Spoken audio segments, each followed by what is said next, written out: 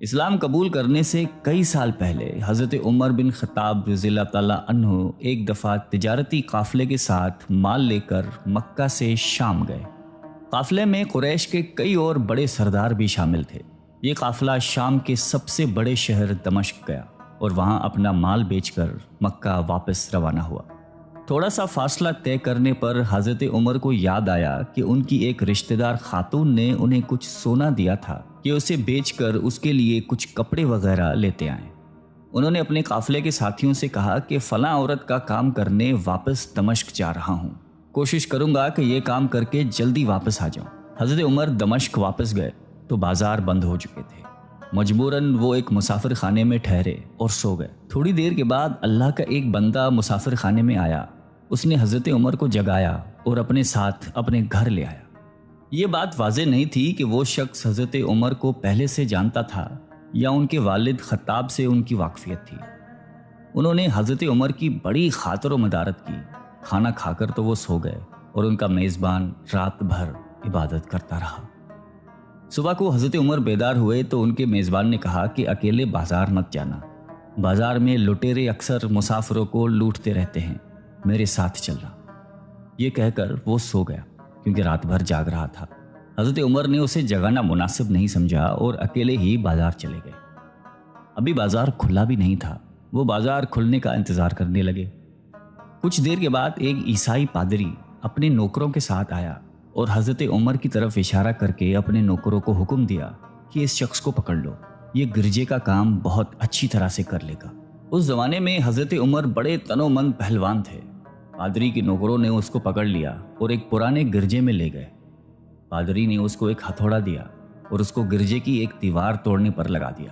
ایسا معلوم ہوتا تھا کہ وہ اس جگہ پر ایک نیا گرجا بنوانا چاہتا تھا۔ حضرت عمر دن بھر کام کرتے رہے۔ کہیں شام کو جا کر چھٹی ملی، وہ تھکے ہارے واپس مسافر خانے میں آ کر بیٹھ گئے۔ پہلے ہی دن والا نیک آدمی پھر آیا اور اس نے پوچھا کہ آپ کدھر چلے گئے تھے؟ حضرت عمر نے اسے سارا قصہ بتا دیا۔ وہ شخص آج بھی ان کو اپنے گھر لے گیا اور ان کی بڑی خاطر و مدارت کی اور انہیں تاکید کی کہ کل بازار جاتے وقت مجھے ساتھ لے جانا۔ اس کے بعد وہ عبادت میں مشغول ہو گیا اور حضرت عمر سو گئے۔ دوسرے دن حضرت عمر بیدار ہوئے تو اپنے نیک میزبان کو سوتے پایا۔ انہوں نے اب کی بار بھی اس کو جگانا مناسب نہیں سمجھا اور اکیلے ہی بازار چلے گئے۔ اتفاق سے پھر وہی پادری اپنے نوکروں کے ساتھ آیا اور حضرت عمر کو پکڑ کر ساتھ لے گیا۔ ان کو غصہ تو بہت آیا، لیکن کیا کرتے، غیر ملک میں وہ اکیلے تھے اور کوئی ہتھیار بھی پاس نہیں تھا۔ دوسری طرف پادری کے ساتھ 7-8 نوکر تھے اور وہ سب ہتھیار بند تھے۔ پہلے دن کی طرح ہی حضرت عمر ہتھوڑے کے ساتھ گرجے کی دیوار توڑتے رہے۔ جب دھوپ تیز ہوئی تو پادری اور اس کے نوکر انہیں کام میں مشغول دیکھ کر چلے گئے اور حضرت عمر دیوار کے سائے میں دم لینے کے لیے بیٹھ گئے۔ اتنے میں وہ پادری گھوڑے پر سوار چپکے سے آیا اور حضرت عمر کے سر پہ ضرب لگائی اور کہا کہ ہم سب گھر گئے تو نے کام ہی چھوڑ دیا۔ اب حضرت عمر کو صبر کی تاب نہ رہی۔ انہوں نے ادھر ادھر نظر دوڑائی، ہر طرف سناٹا تھا۔ انہوں نے پادری کو گھوڑے سے کھینچ کر نیچے کر لیا اور اس کے سر پر ہتھوڑے مارنا شروع کر دیے۔ وہ بہت چیخا چلایا لیکن اس کی مدد کے لیے کوئی نہیں پہنچا۔ حضرت عمر نے ٹوٹی ہوئی دیوار کا ایک بھاری ٹکڑا اٹھا کر اس کے سر پہ دے مارا۔ وہ پہلے ہی زخمی تھا، اب اس نے دم دے دیا۔ اس کو مرتے دیکھ کر حضرت عمر تیزی سے بھاگ کھڑے ہوئے اور جس راستے سے دمشق آئے تھے وہ راستہ چھوڑ کر ایک دوسرے راستے پر چل پڑے۔ شہر سے کافی دور انہیں ایک خچر پر سوار رومی ملا جو روم سے تعلق رکھتا تھا۔ وہ ان کے ساتھ چلنے لگا۔ وہ کچھ باتیں کرنے لگا لیکن نہ حضرت عمر ان کی زبان سمجھتے تھے اور نہ وہ ان کی زبان سمجھتا تھا۔ اس نے یکایک اپنی تلوار پر ہاتھ ڈالا۔ حضرت عمر سمجھ گئے کہ وہ ان پر وار کرنا چاہتا ہے۔ انہوں نے فوراً ہی خچر سے اسے کھینچ لیا اور اس سے تلوار چھین کر ایک ہی وار میں اس کا کام تمام کر دیا۔ پھر آپ خچر پہ سوار ہو کر آگے چلے۔ اس کے بعد کیا ہوا اس کا حال خود حضرت عمر نے اس طرح بیان کیا ہے کہ اس جگہ سے روانہ ہو کر میں ایک گرجے پہنچا۔ یہاں عیسائیوں کی ایک جماعت رہتی تھی۔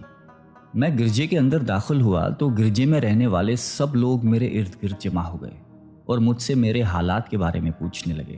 پھر وہ اپنے پادری کے پاس مجھے لے گئے۔ پادری مجھے نہایت غور سے دیکھنے لگا اور اس کے بعد کہنے لگا کہ ایسا معلوم ہوتا ہے کہ تمہیں کسی چیز کا خوف ہے۔ میں نے کہا کہ تم نے کیسے اندازہ لگا لیا کہ مجھے کسی چیز کا خوف ہے؟ اس نے میرے سوال کو ٹال دیا اور کہا کہ آپ جب تک چاہیں یہاں ٹھہریں، آپ کو یہاں کسی قسم کا کوئی خطرہ نہیں، آپ ہماری حفاظت میں ہیں۔ پھر اس پادری نے مجھے اپنے گھر میں مہمان کی طرح رکھا اور میری نہایتی خاطر و مدارت کی، اور پھر پوچھا کہ آپ کون ہیں؟ میں نے اسے بتایا کہ میں مکے کا رہنے والا ہوں اور قبیلہ قریش سے تعلق رکھتا ہوں۔ تجارتی قافلے کے ساتھ شام آیا تھا۔ تجارت کا مال بیچنے کے بعد ایک ضروری کام کے لیے مجھے اپنے قافلے سے جدا ہو کر واپس دمشق جانا پڑا۔ اب میں اپنے وطن واپس جا رہا ہوں اور راستہ بھٹک کر یہاں آ نکلا ہوں۔ پادری مجھے غور سے دیکھتا رہا اور بار بار طرح طرح کے سوال کرتا رہا۔ میں نے ان کے ہاں نہایتی آرام سے رات بسر کی۔ صبح کو آپ نے پوچھا کہ آپ کا ارادہ یہاں ٹھہرنے کا ہے یا آگے جانے کا؟ میں نے کہا کہ اب میں آپ سے رخصت ہونا چاہوں گا۔ یہ سن کر پادری نے اپنا ایک شاندار گدھا جو بڑا خوبصورت اور نہایتی تیز رفتار تھا لے آیا۔ اس گدھے کی پیٹھ پر کھانے کی مزیدار چیزیں اور قیمتی تحفے بھرے ہوئے تھے، اور پھر کہنے لگا کہ آپ اس گدھے پر سوار ہو جائیں اور چل پڑیں۔ راستے میں آپ کا گزر کسی عیسائی کے مکان کے پاس سے ہوگا تو وہ آپ کو اس گدھے پر سوار دیکھ کر آپ کی بے حد تعظیم کرے گا اور آپ کی خاطر و مدارت میں کوئی کسر نہیں چھوڑے گا۔ یہ کہہ کر پادری نے میرا ہاتھ پکڑا اور تنہائی میں لے کر کہنے لگا کہ اے عمر، آپ پر میرا حق واجب ہو گیا۔ میں نے کہا بے شک۔ اس نے کہا آپ کا تعلق ایک معزز قوم سے ہے، میری آپ سے ایک غرض ہے۔ میں نے کہا کہ آپ بیان کر لیں، لیکن حیرت کی بات ہے کہ آپ جیسا بڑا آدمی مجھ جیسے پریشان حال مسافر سے کوئی غرض رکھتا ہو۔ اس نے بڑے یقین بھرے لہجے میں کہا کہ سنیں، میں ایک ایسا آدمی ہوں جس سے اللہ نے آسمانی کتابوں کا علم عطا کیا ہے۔ میں نے آپ کی ذات میں بہت سی ایسی نشانیاں دیکھی ہیں جو یہ ظاہر کرتی ہیں کہ جب ایک مقررہ مدت پوری ہو جائے گی تو حالات میں زبردست تبدیلی آئے گی۔ اس وقت آپ ہمارے ملک کے حاکم بن جائیں گے اور یہاں کے سب شہروں میں آپ ہی کا حکم چلے گا۔ اس کے بعد پادری نے اپنی جیب سے دوات، قلم اور کاغذ نکال کر کہا کہ میری غرض یہ ہے کہ آپ اس کاغذ پر لکھ دیں کہ اس گرجے اور اس کی جائیداد پر کسی قسم کا کوئی موصول لاگو نہیں کیا جائے گا۔ میں نے حیران ہو کر پادری سے کہا کہ آپ مجھ سے مذاق تو نہیں کر رہے؟ اس نے کہا کہ قسم ہے اس ذات کی جس نے عیسیٰ علیہ السلام پر انجیل نازل فرمائی، میں جو کچھ کہہ رہا ہوں وہ بالکل سچ ہے۔ آپ مہربانی کریں اور میری درخواست قبول فرمائیں۔ میں نے پادری کی باتوں کو اس کا وہم سمجھا اور جیسے اس نے کہا میں نے اسی طرح کاغذ پہ اسے لکھ کر دے دیا۔ اس کے بعد گدھے پر سوار ہو کر چل پڑا۔ راستے میں مجھے کئی جگہ پر عیسائیوں کی جماعتیں ملی۔ انہوں نے مجھے ایک پادری کے گدھے پر سوار دیکھ کر میری بڑی خاطر و مدارت کی۔ میں اس طرح جگہ جگہ عیسائیوں کا مہمان بنتا تبوک تک پہنچ گیا۔ اللہ کی شان، جس تجارتی قافلے کے ساتھ میں گیا تھا وہ کافی دیر میرا انتظار کرنے کے بعد اسی جگہ سے چل پڑا تھا جہاں میں نے اسے چھوڑا تھا، اور اب تبوک میں ایک کنویں کے قریب ڈیرا ڈالے ہوئے تھے۔ قافلے والے میرے ساتھی مجھے دیکھ کر میری طرف دوڑ پڑے اور مجھ سے مل کر بہت خوش ہوئے اور کہنے لگے کہ ابن خطاب، ہم لوگ تمہارا انتظار کرتے کرتے بالکل مایوس ہو گئے تو ہم نے اس مقام کو کوچ کر دیا جہاں سے تم واپس دمشق گئے تھے، مگر تمہارے بارے میں ہم سخت پریشان تھے۔ یہ تو بتاؤ کہ اتنے دن تم کہاں رہے؟ میں نے وہ تمام حالات بیان کیے جو مجھے پیش آئے، لیکن پادری سے جو میری گفتگو تنہائی میں ہوئی وہ بالکل ظاہر نہیں کی، کیونکہ میں پادری کی اس باتوں کو اس کا وہم سمجھتا تھا اور اس کے عقیدے کی کمزوری سمجھتا تھا۔ قریش کے ایک سردار ابو سفیان بھی اس قافلے میں شامل تھے۔ انہوں نے مجھے اس شاندار گدھے پر سوار دیکھ کر کہا، ارے تم لوگ اس نوجوان کی اقبال مندی تو دیکھو، اسے کسی ایسے میدان میں چھوڑ دیا جائے جہاں نہ پانی ہو نہ سبزہ، پھر بھی اسے رزق مل جائے گا۔ پادری نے رخصت کرتے وقت مجھ سے کہا تھا کہ جب میں اپنے ساتھیوں کے پاس پہنچ جاؤں اور گدھے کی ضرورت نہ رہے تو اس کی رسی کو مضبوطی سے باندھ کر گدھے کو اسی جگہ پر چھوڑ دو، لہٰذا میں نے ایسا ہی کیا۔ یہ دیکھ کر ابو سفیان نے کہا کہ ارے تم نے کیا کر دیا؟ گدھے کو ایسی جگہ پہ چھوڑ دیا جہاں پہ چور اچکے اور درندے اکثر گزرتے رہتے ہیں۔ میں نے کہا اس کے مالک نے مجھے ایسا ہی کرنے کی ہدایت کی تھی، وہ اس کی عادتوں سے زیادہ واقف ہے۔ اب وہ جگہ گدھے والا کنواں کے نام سے مشہور ہے۔ وہاں سے روانہ ہو کر ہمارا قافلہ مکہ پہنچا۔ میری اور پادری کے درمیان جو گفتگو ہوئی تھی وہ مجھے بھلائے نہ بھولتی تھی۔ پہلے تو کئی دن تک میں نے اسے اپنے دل میں ہی رکھا، پھر مجھ سے ضبط نہیں ہوا اور یہ راز میں نے اپنے رشتہ دار خاتون کے سامنے ظاہر کیا جس نے مجھے سونا دیا تھا۔ وہ بڑی عقل مند خاتون تھی۔ اس نے مجھ سے کہا کہ اے ابن خطاب، میں تمہارے بچپن ہی سے تم میں اچھی نشانیاں دیکھ رہی ہوں۔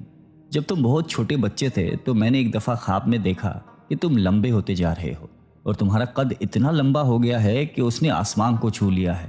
یہ دیکھ کر میں نے خواب میں کہا کہ ارے یہ میرے بچے کی کیا حالت ہو گئی ہے۔ کسی نے کہا کہ یہ لڑکا دنیا اور آخرت میں بھلائی پانے والا بنے گا۔ جاہلیت کے زمانے میں اس قسم کی باتوں کا مطلب میرے سمجھ میں نہیں آتا تھا۔ مکہ میں ایک شخص اہل کتاب یعنی یہود و نصارہ میں سے تھا جو بہت گمنام تھا۔ عام لوگ تو اس سے واقف بھی نہیں تھے، لیکن قریش کے کچھ سردار اسے پہچانتے تھے اور اس کی بہت عزت کرتے تھے۔ ایک دن دوپہر کے وقت میں اس کے ہاں گیا اور اسے جا کر کہا کہ میں آپ سے چند باتیں کرنا چاہتا ہوں اور چاہتا ہوں کہ آپ ان کو اپنے دل میں راز بنا کر رکھیں اور کسی کے سامنے ظاہر نہ کریں۔ اس نے ایسا کرنے کا وعدہ کیا تو میں نے اپنے سفر کے تمام واقعات اس کے سامنے بیان کر دیے اور اپنے رشتہ دار خاتون کے خواب کا بھی ذکر کیا۔ جب میں اپنی گفتگو ختم کر چکا تو اس نے کہا کہ ابن خطاب، جس کو تم نے موصول کی معافی کا وعدہ لکھ کر دیا ہے وہ اس زمانے میں عیسائیوں کا سب سے بڑا عالم ہے۔ جو کچھ اس نے کہا وہ سب سچ ہے اور جلد ہی وہ سچ تمہارے سامنے آ جائے گا۔ جہاں تک تمہاری رشتہ دار خاتون کے خواب کا تعلق ہے تو اس سے یہ ظاہر ہوتا ہے کہ مکے میں ایک بہت بڑا انقلاب آئے گا۔ زمانہ ایک نئی صورت اختیار کرے گا اور آنے والے زمانے کے آسمان و زمین بدل جائیں گے۔ میں وہاں سے گھر چلا آیا اور اس کی ساری باتیں اپنے دل میں لیے رہا۔ تھوڑے ہی عرصے کے بعد قریش کی مجلسوں میں آپ صلی اللہ علیہ وآلہ وسلم کا ذکر ہونے لگا۔ یہ لوگ اس بات پر چڑھتے تھے کہ محمد صلی اللہ علیہ وآلہ وسلم اپنے آپ کو اللہ کا رسول کہتے ہیں، لوگوں کو بتوں کی پوجا کرنے سے منع کرتے ہیں اور ایک اللہ کو ماننے پر زور دیتے ہیں۔ جلد ہی اللہ تعالیٰ نے اسلام کو ظاہر کر دیا اور مجھے یقین ہو گیا کہ حالات وہی صورت اختیار کر رہے ہیں جس کی طرف آسمانی کتابوں کے عالم شام کے پادری نے اشارہ کیا تھا۔ نبوت کے چھٹے سال حضرت عمر نے اسلام قبول کر لیا اور رسول اللہ صلی اللہ علیہ وآلہ وسلم کے جان نثار ساتھی بن گئے۔